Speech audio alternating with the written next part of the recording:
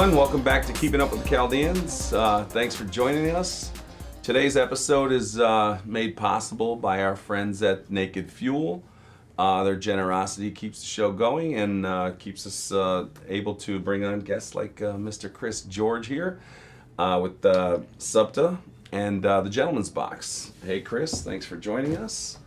Why don't you roll into what got us here today? Yeah, for sure. Thank you both for having me on. Awesome to have Super you, excited. Love what you're doing. Love how you're supporting the community. I think this is great. So, pleasure to be on. And yeah, to give the quick backstory. So, I co-founded a company called the Gentleman's Box in 2014. It's a subscription box for men. We send you ties, dress socks, tie clips, all delivered to your door monthly for $29 a month. The reason we started that is we saw that there was this, I wanted to be in the e-commerce space, and I saw that there was this shift towards subscription. Tons of subscriptions for women, nothing for men. So we launched the Gentleman's Box. And while we saw a lot of good success with that, and we built a relationship with GQ magazine, that led us into something that was really much bigger and something that really excites me, and that was SUBTA, which is the Subscription Trade Association. So quickly on that, what ended up happening was in 2016, I wanted to go to an event and be able to network. My co-founder, Paul, had suggested, he's like, hey, why don't we find an event to go to? Nothing existed. So I was like, hey, there's nothing out there for, usually every industry has a trade show, right? Yeah. There's real estate trade shows, there's trade shows for everything. And so Paul said, like, hey, why don't we do this? And it's kind of like, we're three young, scrappy entrepreneurs, me, John, and Paul, and we said, hey, why don't we take a shot? Let's host the first ever Sub Summit. And the reason we did it was we felt like here's an opportunity to really build good relationships, build a community, build a network, kind of similar to what you're doing, right? Sure. We said, let's host an event. Let's bring the subscription box companies together. And I can remember like yesterday where we were like 4 weeks out and we were unsure if like this was going to happen. Oh boy. We had maybe like 40 people signed up to buy tickets. We had a few speakers, but nobody sort of big name. And it was scary. It was like, should we do this? And we ended up getting Katya from Birchbox to come. At that time, she was the leader in subscription boxes. Sure. She does a makeup subscription and millions of subscribers. How did you land her? So this is first event. Yeah, great question. You got nothing going on.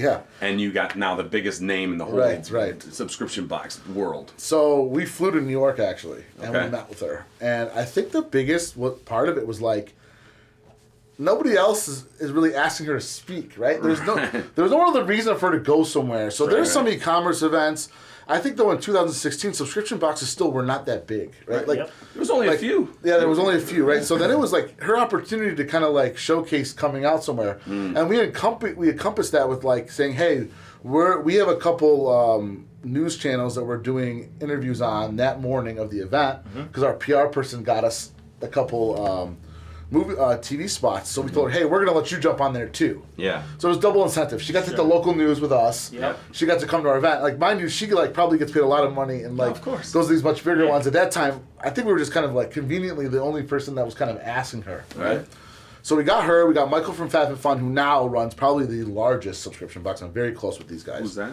Michael Brokem from FabFitFun. They are FabFitFun. Yeah, they're an absolute leader. That's a women's subscription. And they send you like they'll send you like a jump rope. Fit and fun. Yeah, exactly. So, and like full size products, right? Sure.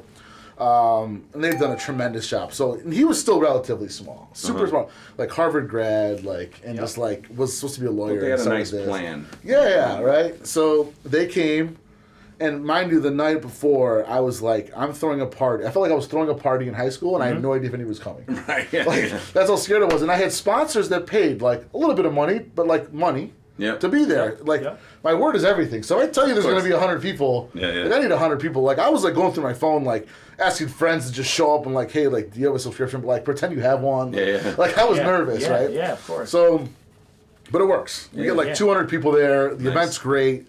Very probably amateur hour now compared to what we do. You've seen what we've had more recently. Man, they're phenomenal. But it worked, right? And there was excitement. And people were like, and where was the first one? Detroit. Oh, was here? Detroit. Okay. Yeah. So we want to bring it back one day. So where at? What city? It was at the Anthurium Hotel. Is that how you say it? Atheneum. The Atheneum Hotel. Nice one. Yeah, no, it worked out great. And so we had about 200 people there. fast forward to the next year. We hosted in Austin. We got about 450 people there. Mind you, on the first one, we never had this idea of making any money. Right. But like we did. We made a little bit. And we're like, oh, okay. Like then it's like you start to go look at the numbers. You're like, well, if we scale this. We actually have a business here. Yeah. We go to Austin. We have 450 people. Okay.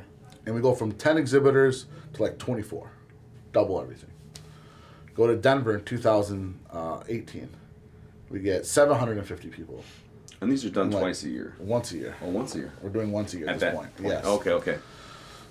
How many exhibitors how many people showed up in Denver? 750. Okay. Right, so you went from 200, 400, 750. Yeah. We went from 10 exhibitors to 25 exhibitors to like 50 exhibitors, Wow. right? So you're doubling up every time. Yeah, and the speaking lineup, BarkBox, HelloFresh, Sling Killing TV, like we're crushing, right? We're now becoming the premier event in the whole direct-to-consumer subscription space. And while we have now built, at this point, the largest subscription box event, there's a bigger picture here. There's a whole subscription industry. Sure. A whole direct-to-consumer subscription industry. So we start this second event called Recur. Yeah. And Recur was for not just subscription boxes, but all 6 segments of the direct-to-consumer subscription economy. So we're talking like digital subscriptions, streaming like Netflix, Sling TV, SaaS like Microsoft Dropbox, subscribe and save like Amazon, right? Yep. So there's a lot more in the subscription space than just subscription boxes, and we didn't want to be so niche. So we started this second event. Fast forward to this past May in New Orleans, which fortunately you got to come check out. We had almost 1,100 attendees. Wow. We had over 95 exhibitors. It was sick. Over 160 speakers. I mean, and I was floored. It was. That was on the second brand that you built. For No, that was the this? first one still for subscription boxes. Okay, yeah. So Yep. under SUBTA then for this. Correct. It was still Sub Summit, and so it's now become the largest direct-to-consumer subscription event. And And you were one of the founders of this. correct, co-founder and chairman currently of SUBTA. Okay. And we've been fortunate, right? I think a big part of it is like we're immersed in this industry because we have our own subscription. So when we start to see things that are like happening within our business, we Yep. can translate that to the event. And we can get the right speakers based on like a big focus around retention, let's say. Yep. So we bring in somebody to talk about retention. And because we've built the largest event, we're able to grab great speakers. Like we've had Netflix come speak. We've had Sling TV come speak.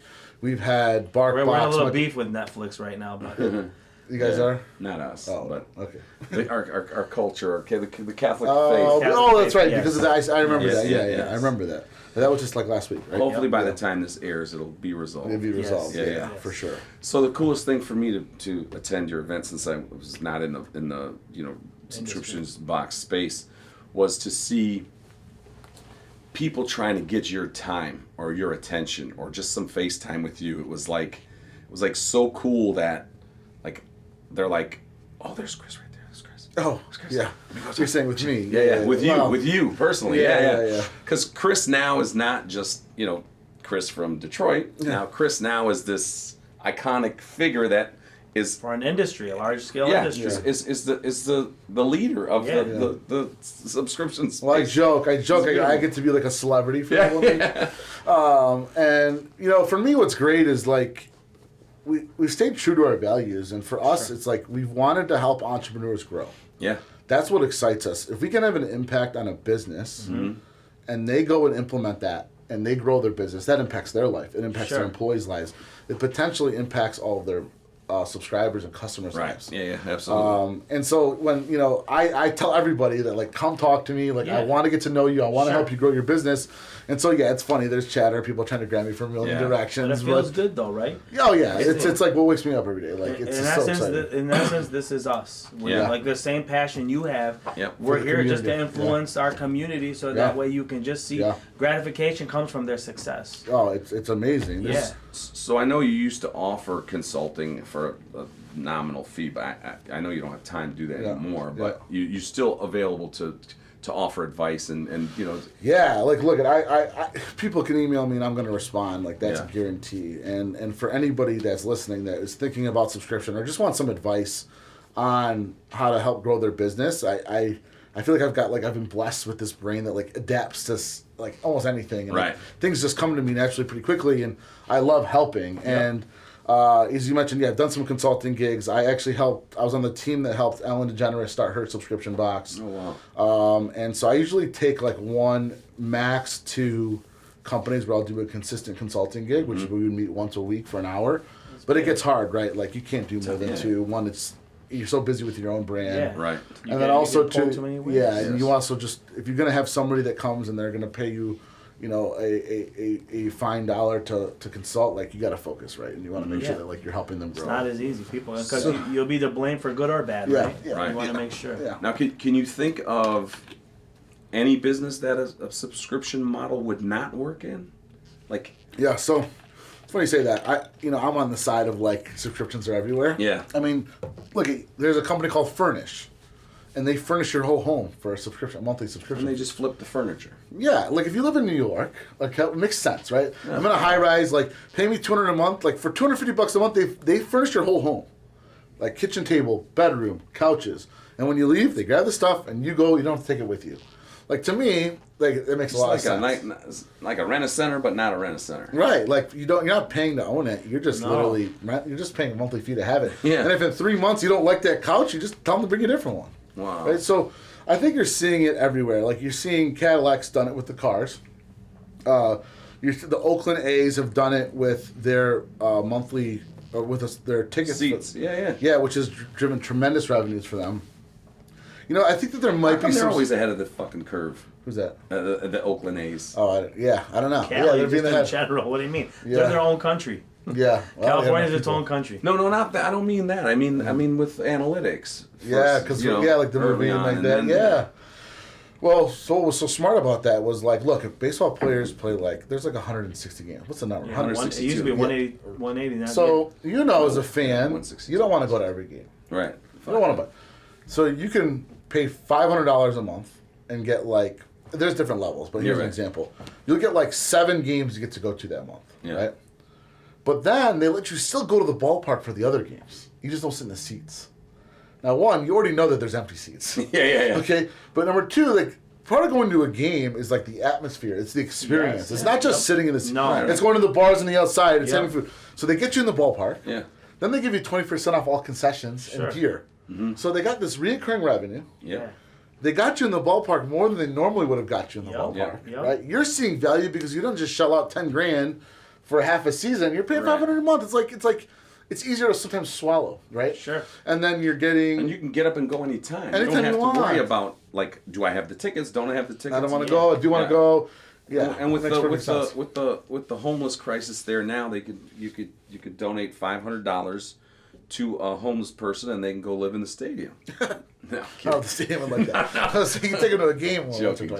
But yeah, so there are not too many parts of your life where I do not see a subscription happening. I mean, it's everywhere, right? From dating services to food to water. So where does it stand today? Is it worthwhile for somebody to start a new subscription today? I think that so we did an annual report where we were able to pull a bunch of data from McKinsey and Recurly and Recharge. These are brands that have all this data on annual and monthly recurring revenue. Mm-hmm. And what the data is showing us is that by 2023, 75% of e-commerce businesses will have a subscription model. It's a huge number, right? So when? By 2023, 75% of e-commerce. So the way I look at it is like this. 15 years ago, everybody had retail storefronts. Yeah. And then they started thinking about the online. And anybody that didn't they were behind the game, right? And they did not survive. Some did, but now if you're in e-commerce and you're not thinking about subscription, I think the same thing is going to happen to you. Right. You're going to be behind, right? So these brands that are pivoting to the subscription model are, one, they're seeing much higher success. Mm-hmm. They're getting predictable income, right? Because it's recurring revenue. Yeah. Right. And they're getting way higher valuations. I was just telling you that Adobe just came out with an article that they just hit record-setting numbers, $11 billion in revenue, thanks to the subscription model, right?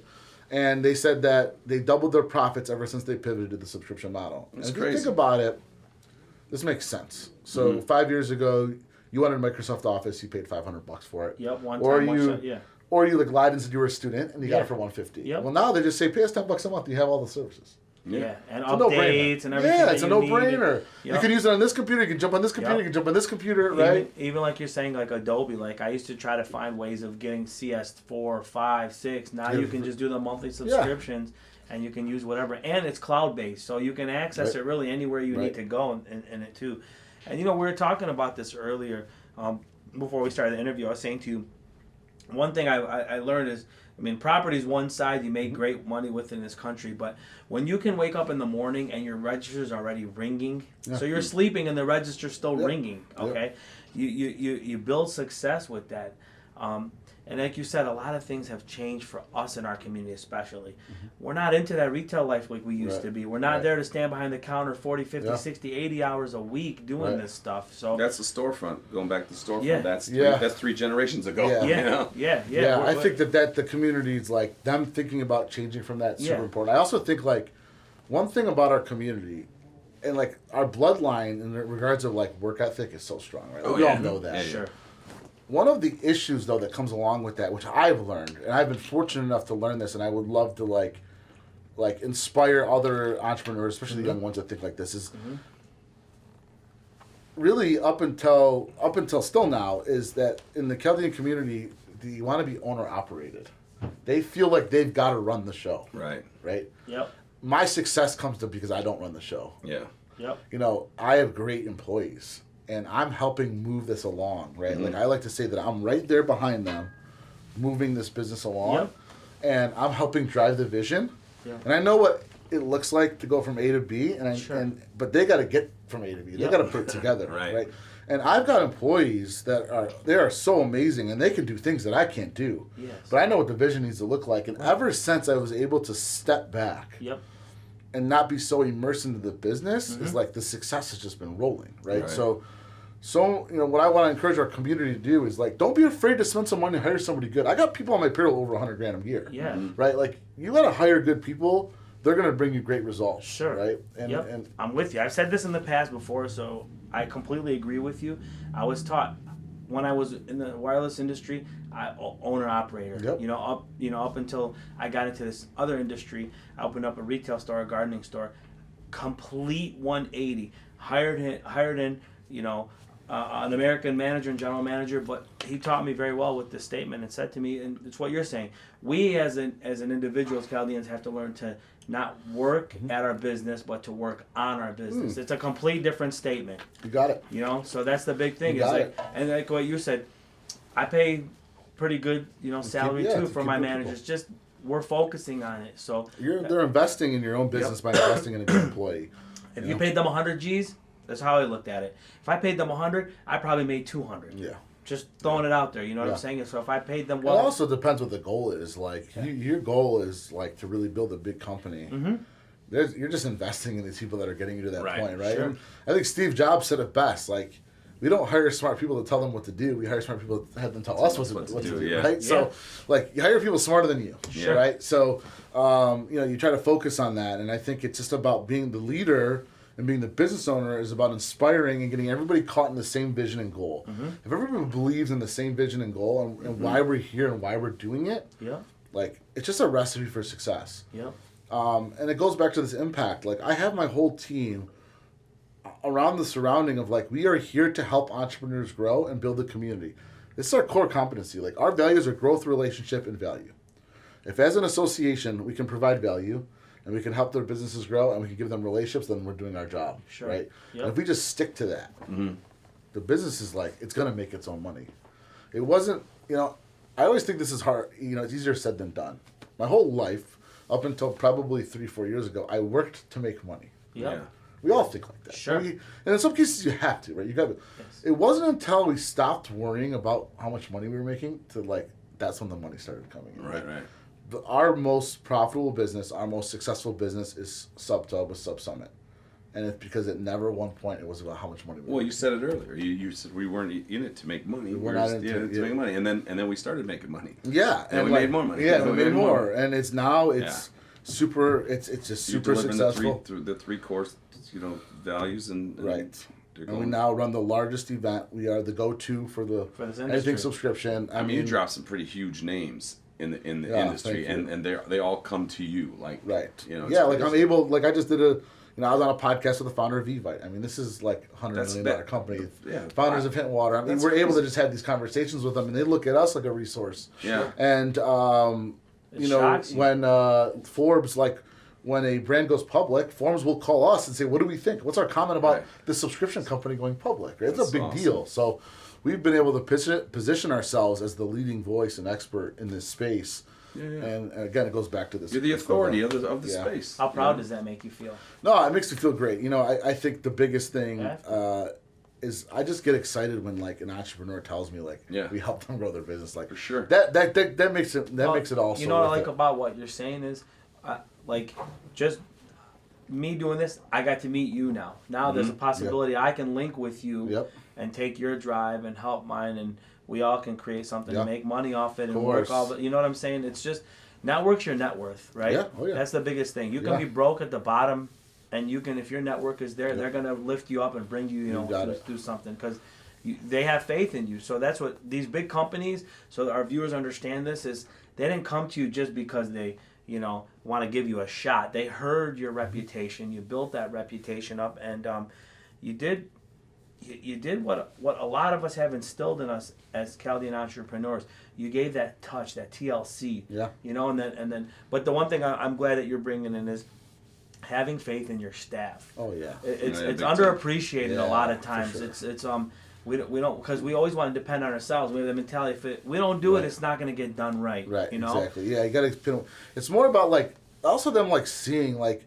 Your You know, vision. and as a Chaldean, I have this like that hustle and grind in me still, Yeah. right? So I have this like ability to delegate, but also have the hustle and grind. So Yeah. when they see you do it, Yep. like there isn't a single thing in that company that I wouldn't do. Right. I will answer the call for customer service.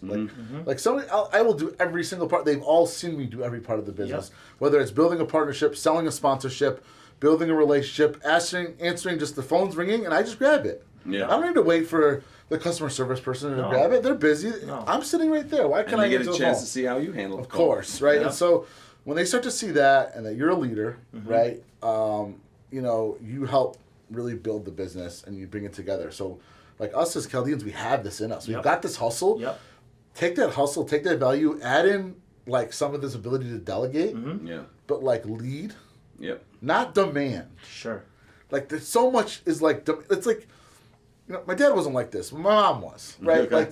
Like One of them had to be. Yeah, one of them had to be. So like they demanded things get done, or like Yeah. you didn't do it my way. Like you'd be pissed off and you'd get fired up and you'd get angry, Yeah. and like that just translate bad. Like your employees are like represent the way you are. Like if you give attitude to them, and then they've got two people under them, they're gonna give attitude to those two Sure. people.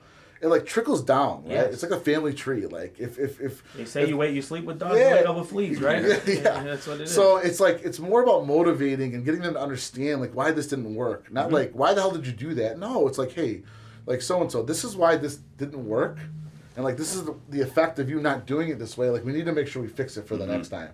I get it. It's easier said than done in some cases, but communicating with your employees is so important. Yeah. Sure. And you don't need to lay down the In hammer. general, communication is so important. Yeah, in life. In life. You don't gotta lay down the hammer and beat up everybody every time No. something goes wrong. Like there's No. just so much more to life than to worry about that. So Yep. Yeah, for sure. That's So a big people thing. out there watching, they have a product, they have a service, they have something. Yeah. How do they get started and create their own Subscription model, model?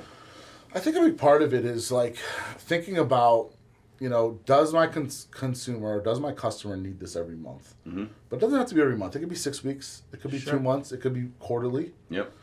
And how do I build the business so that I can build a relationship with them? So I like to take the term, the consumer is subscribing to us, and get rid of that. Like I want to say they're building a relationship with us. Yep. Okay. Because people like entering into contracts, like they feel like, oh, I'm getting charged monthly. They sometimes feel like, oh, this sucks. They're automatically billing me. Mm-hmm. We got to get that mentality out of their head. It's like we're building a relationship with you. So everything is about what's the customer experience like. You didn't sign up for Gentleman's Box as a subscriber. You signed up to build a relationship with us.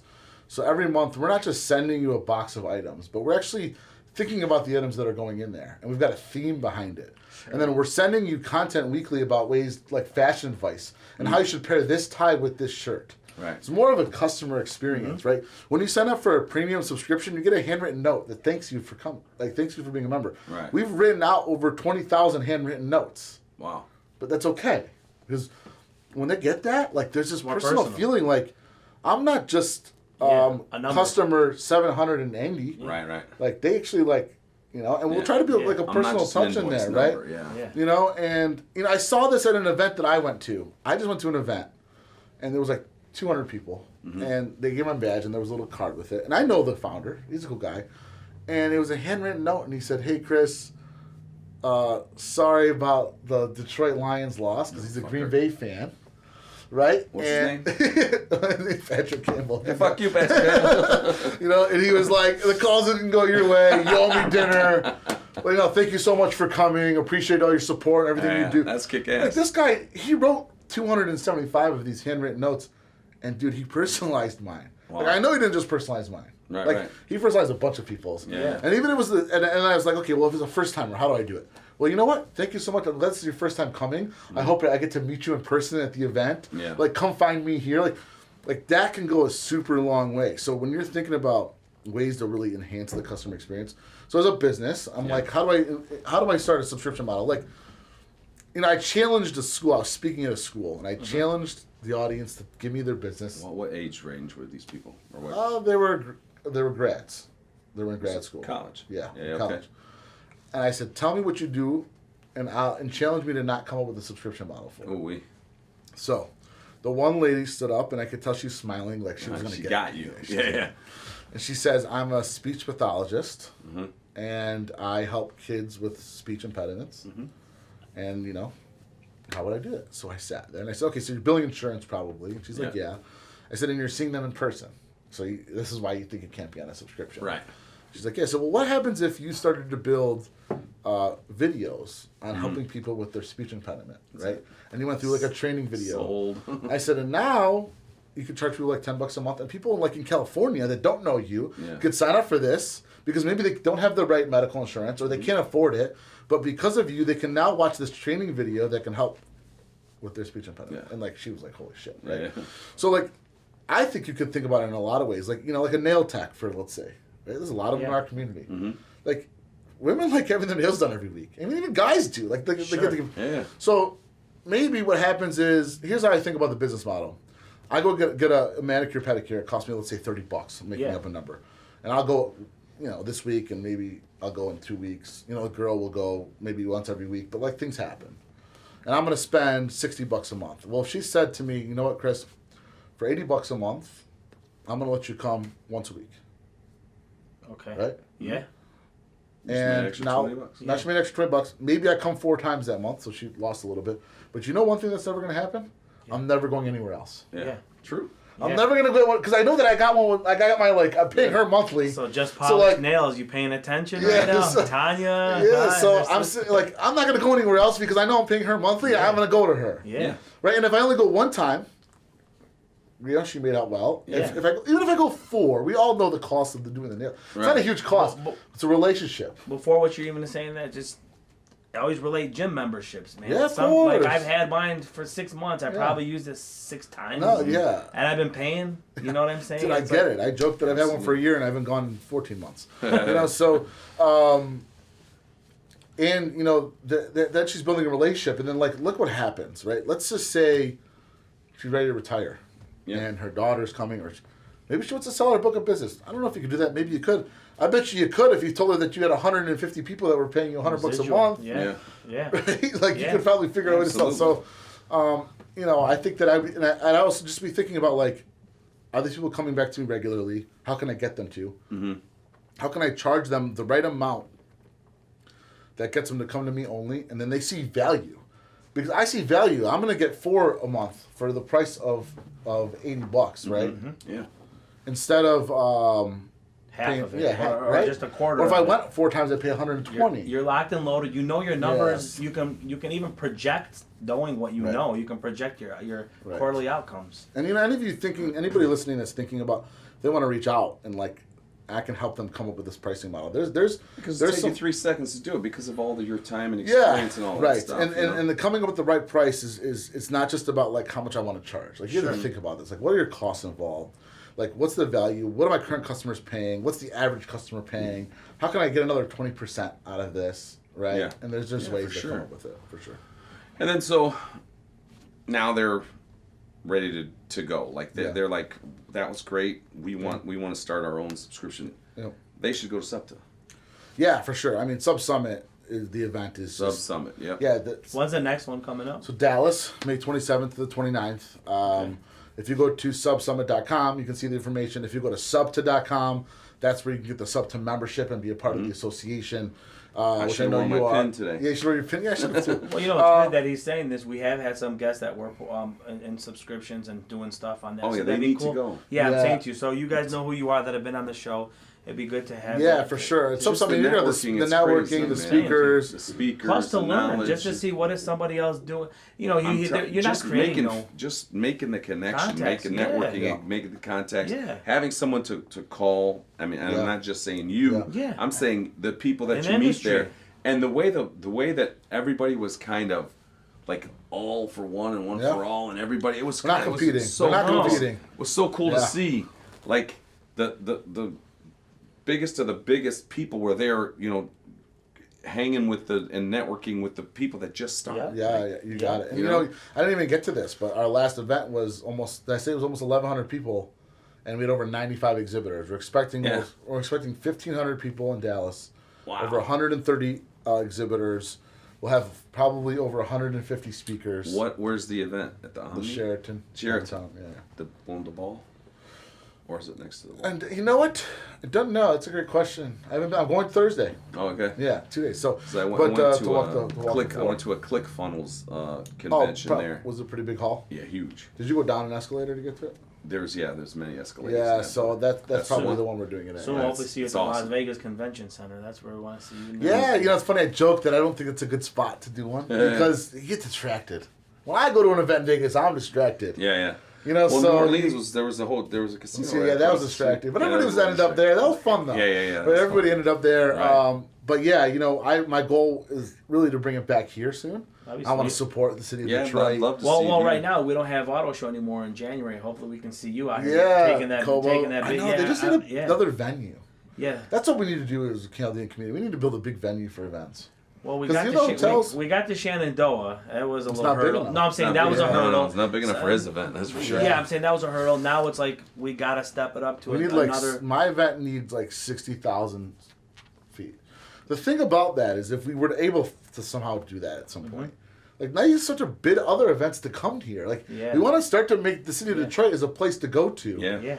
And you know what? When we had our first one in Detroit, everybody was like, "I don't know why you hosted in Detroit." And I was like, "Look, dude, it's my backyard. I got no money. I'm like, I'm trying to figure this out. If there's any problem, I want to be on site to fix it." Yeah. So, but you know, now we're doing it in like Dallas, and we've done it in Austin, and we're looking at Nashville, New Orleans. And I want people to be thinking, "How about Detroit?" Because it's beautiful down there. Especially now, as we're coming up with a lot of tech stuff and all that. It's beautiful, and there's no reason that these other events that are similar to mine, but they're different industries, cannot be hosting big conventions there. So and so you sound like you're a homer and being a Lions fan, whether you want to admit it or not. Yeah.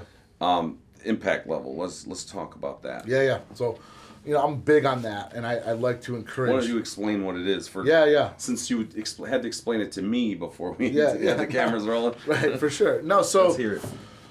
You know, thinking about how you're going to have an impact on the consumer and how your business can have an impact, to me, is super important. So the most notable way that we've all known about was like the way, Tom's shoes. Right? Yeah. So 8 years ago, they were the one that like set this standard. They said for every pair of shoes you buy, we donate to somebody that needs a pair of shoes. Yep. Right? Yep. Now, that was the first time that somebody went off of just saying we donate 10% of our proceeds or we give them $1 million. They said, here's our impact. Yeah. Kids in these countries need shoes, and we're going to give them a pair if you buy a pair from us. Now, what ended up happening? They built this tribe, and they ended up having thousands upon tens of thousands of sales reps. How? If you were wearing Tom's shoes, I would say, hey, AT, what are those? You'd say, these are Tom's. You'd say, you know what's cool about them? Every time you buy a pair, they donate a pair. Yeah. He just became a sales rep for Tom Shoes. Walking and now we walk. Now we're all talking, and now they had huge success. So now you start to see it with other brands, right? Like Love Your Melon and like these brands that will have an impact level. And I'm a big proponent of that, right? So like with SUBTA, when we get a new SUBTA member, we like to plant a tree. Oh. Why? Because our industry uses a lot of corrugated boxes. Yeah. If we plant a tree, we can offset a bunch of boxes, right? Sure. So. And I like to encourage businesses to think about impact level because you can do it in so many forms. Whether that's like taking plastic out of the ocean, whether that's feeding animals, feeding kids in need. Yeah. There's a subscription box called Yoga Club, and for every box they sell, they give a yoga class to kids in need. So now at the bottom of their site, I don't know the number now, but it'll say like they've given like 10,000 hours of yoga classes, and you know what? It probably cost them maybe like $1,000. Right. Yeah. But what sounded better, them donating $1,000 or giving 10,000 classes? Yeah. Right, so I want to encourage brands to think about the impact level. It's a big benefit to your business. I think it's our duty as a community to give back, and I think that you can have a bigger impact when it's something tangible versus dollar amount. Sure. That's I do something like that too. This last summer is the only summer I hadn't done it. Since 2010 till now, we had a plot in the back of the store that gives me the ability to grow fruits and vegetables. That's great. So I put 24 raised beds back there. Anybody from the community gets it. They come in, they pick for free. The boxes are always out there. That's amazing. Anything extra, staff takes it, or I'll take it and box it, and we'll just go to some of the guys that are on the side of the road that are looking for money, and I'll just give them boxes of that instead. I love it. Yeah, because, listen, the chief of police came up to me one time and said to me, hey, I really like what you do with that back there. It makes a difference. And where does all the stuff go? And I said, if you see sometimes people walking back there, let them just walk back there. That's where it's going, I told them. Yeah. But it's good, though, because they take note, for sure. The community takes note of that stuff. For sure. It's our duty. You're making money in their backyard. I mean, you gotta give back and do it. So I said this, I read this quote. Nobody remembers you for what you had. Yeah. They remember for you what you give. Yeah. Right? Amen. And so I always say that. They don't say Chris had millions of dollars.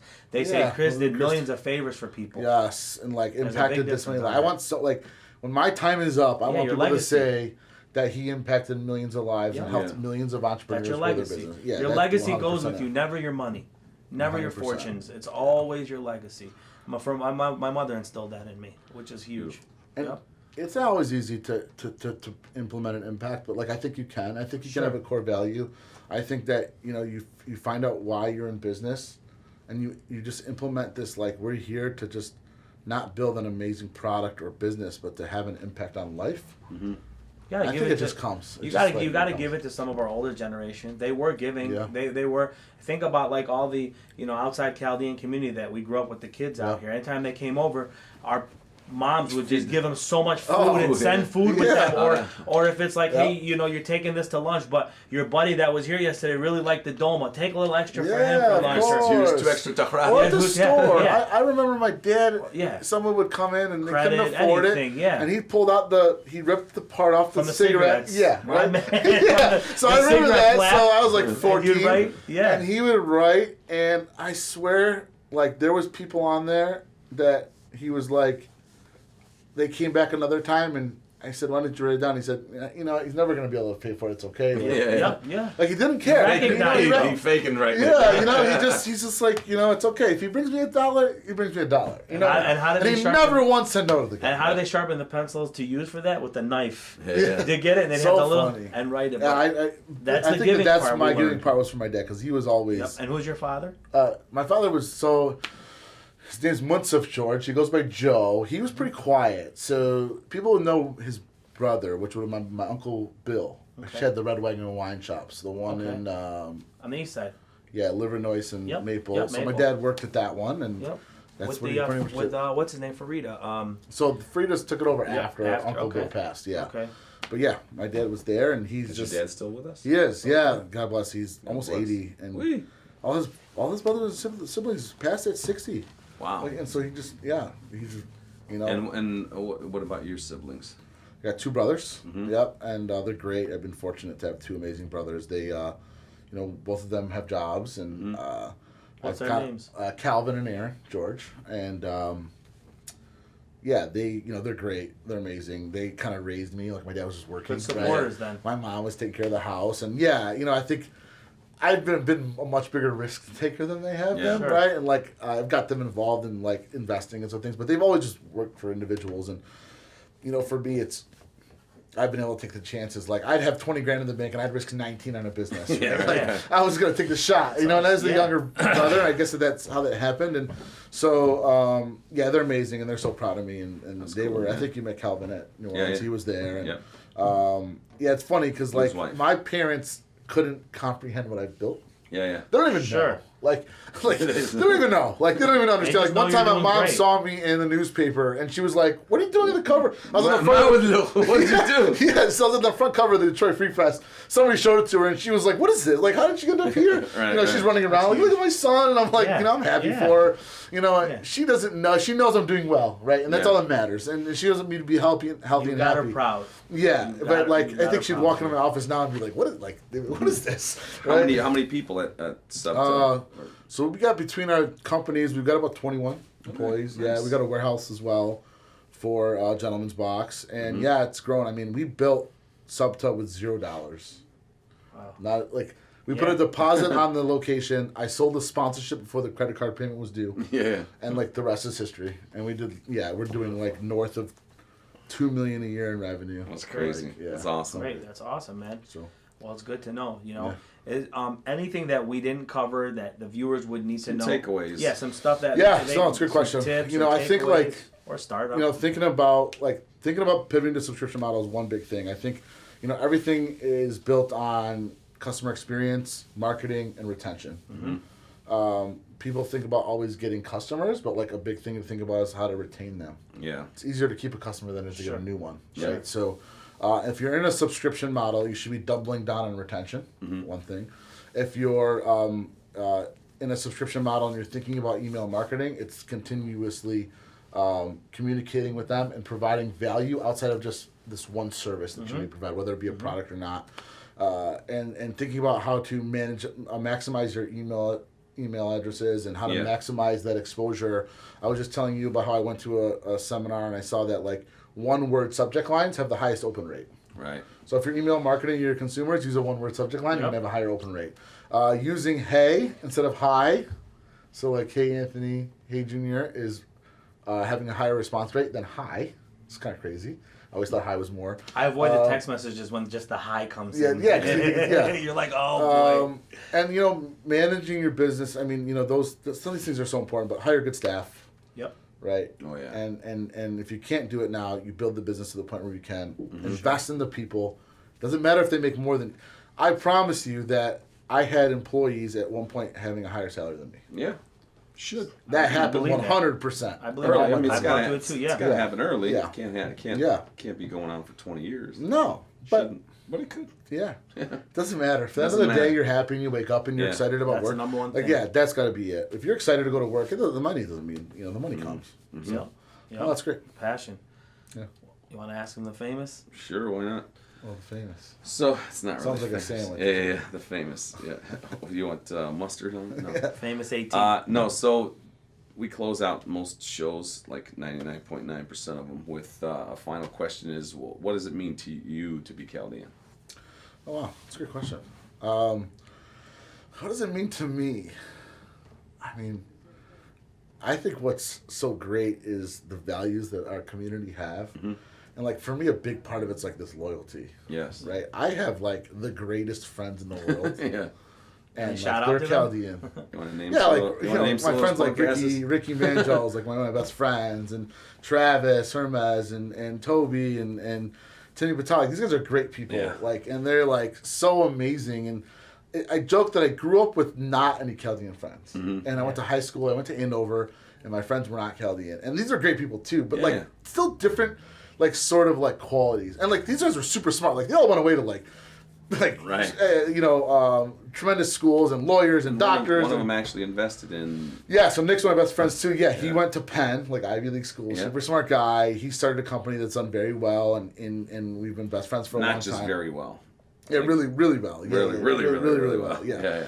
And but there is something about like being Chaldean and the loyalty like that these guys have. The bond, yeah. And like they will like I will do absolutely anything for them, and like they will do anything for me, and like it just that's what I think. Like when I feel about it, that's what it feels like to me. It was nice because like you mentioned Ricky Manjo. Yeah. He called me today, and this is going to air after the fact, but doing the charity poker tournament today, and he calls me, says, Anthony, I can't make it today, but can I send some money with somebody that's going there? Come on, man. Of course. It's just a beautiful guy. Yeah, unbelievable. I mean, the guy he's unbelievable, and he'll do anything for anybody. Absolutely. Yeah, great guy. Let's shout out the salons. Yeah, to his Cosmo. Yeah. So he'll probably have him on soon. Yeah. He's built an amazing business with Cosmo Salon Studios. This is Ricky Manjo. Yeah, Ricky Manjo. Okay. So he's got an amazing business where he's able. And what's great is it's kind of like SUBTA. He's helping these women, these stylists, start their own business and become their own entrepreneurs. Yeah. So he's got these salon suites, and he's got multiple locations. His Troy location's beautiful and full, and he's got a location in Canton and Taylor that are opening up. Nice. And the business model's great, and like at his core, it's the same. Like he loves these tenants, right? And like he's there to help them, and he wants to see them succeed, and like that's why it's gonna work. Yep. He's like not sitting there counting the dollars and how many tenants he's getting. He's like like when these people come to him, and they rent from him, and then they're able to make more money, and they help their family. Like that's what's exciting. Hell yeah! Awesome. Yeah. Awesome. Cool. Great. Thanks, Tom. Awesome thank you. Thank you so much for having me. You taking your time. Super exciting, man. and I'm glad to be a part of this community, and everything you're doing is amazing. Thanks, we wish you the best success, brother. Thanks. Thanks. Appreciate it. Thanks for having me. See y'all.